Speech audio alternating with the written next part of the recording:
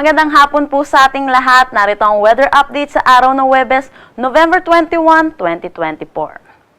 Sa ngayon, wala naman tayong minomonitor na anumang bagyo or low pressure area sa loob at labas ng ating Philippine Area of Responsibility. Sa ngayon, meron tayong dalawang weather system na nakakaapekto dito sa ating bansa. Unahin na natin ang northeast monsoon or ang hanging amihan na nakakaapekto dito sa may extreme northern Luzon. Dahil po dito, asahan natin makakaranas dito sa may Batanes at Babuyan Islands ng maulap na papawiri na may mga pag-ulan. Samantala, asahan din natin yung easterlies or yung mainit at maalinsangan na hangin na nanggagaling sa dagat Pasipiko ay magdadala rin ng maulap na papawiri na may mga kalat-kalat na pag-ulan dito sa may Caraga at Davao Region. For Metro Manila, nalalabing bahagi ng ating bansa ay asahan po natin patuloy tayong makakaranas ng mainit at maalinsangan na tanghali hanggang hapon na mataas ang tsansa ng mga pag-ulan sa hapon at sa gabi dulot ng mga localized thunderstorms. Dako tayo sa magiging panahon natin bukas dito sa Luzon. Patuloy ang pag-iral nitong northeast monsoon dito sa may extreme northern Luzon. Kaya asahan po natin, patuloy din sila makakaranas ng maulap na papawiri na may mga pag-ulan.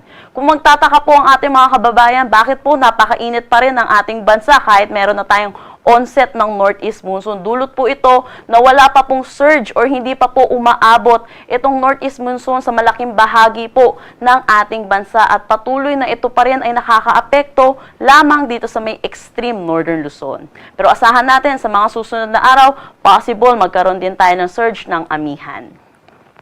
Kung makikita po natin, yung malaking bahagi pa rin po ng Luzon ay patuloy makakaranas ng mainit at malinsangan na tanghali hanggang hapon na mataas ang tsansa ng mga panandaliang pag-ulan sa hapon at sa gabi dulot ng mga localized thunderstorms.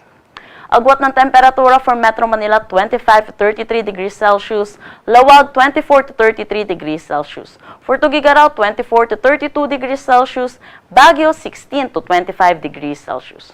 For Tagaytay, asahan natin na 23 to 31 degrees Celsius at Legazpi 26 to 31 degrees Celsius.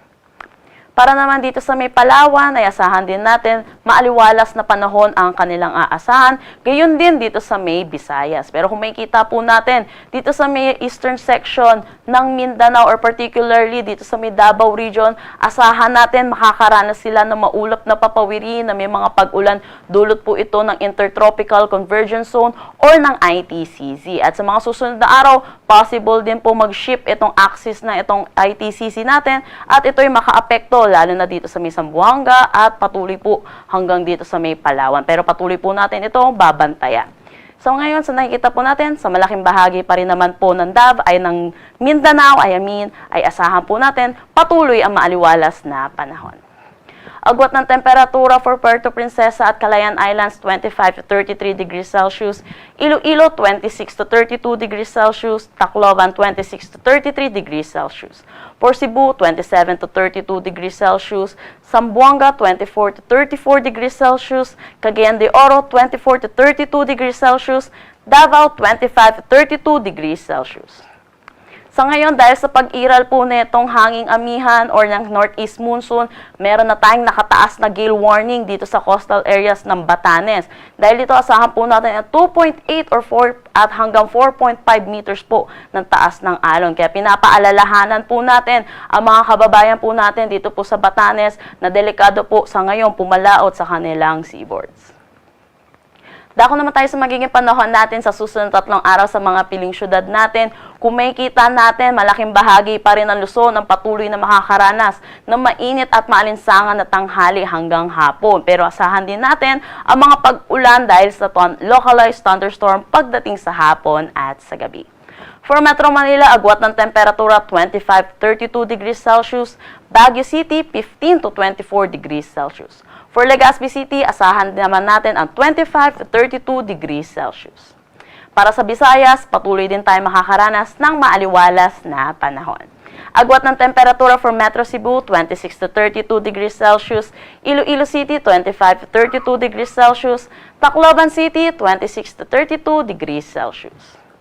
Para naman sa Mindanao, gaya po nung sinabi kong possible po na pag-shift netong Intertropical Convergence Zone, yung axis po neto. Kaya kung makikita po natin, may mga piling araw for Metro Davao at Zamboanga City ay makakaranas sila ng maulap na papawirin na may mga kalat-kalat na pag-ulan.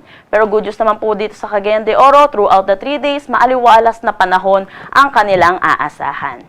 For Metro Davao, agwat ng temperatura 24 to 32 degrees Celsius, Cagayan de Oro 25 to 32 degrees Celsius, Zamboanga City 24 to 33 degrees Celsius.